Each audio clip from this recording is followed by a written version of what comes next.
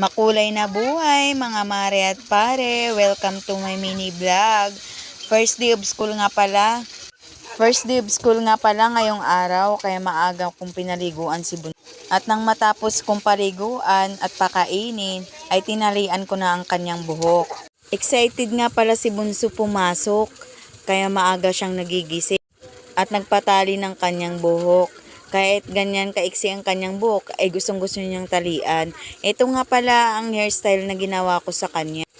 Mahirap nga lang gawin, gawa nga na maiksi ang kanyang buhok, kaya kailangan tiyaga lang talaga. Hinati ko nga lang pala ang kanyang buhok at pagkatapos ay tinirintas ko ng pabilog. At nang matapos ko nga siyang talian, ay binihisan ko na. Ito nga pala ang pinaka-cute at maganda niyang hairstyle ngayong araw.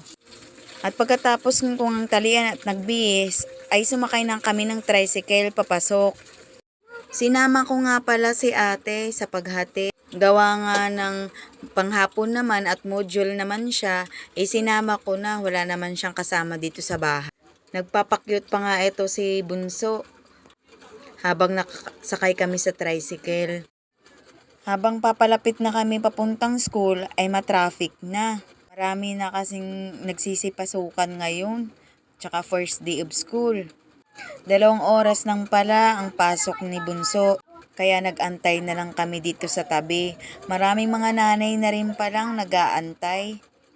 Habang nag-aantay nga ay nagkukwentuhan kami.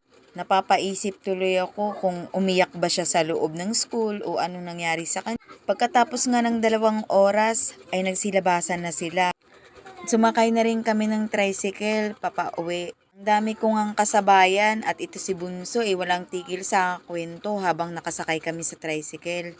Nagpabili na rin pala siya ng palamig, pati na rin si ate. At ayan lamang po, salamat sa panonood. God bless!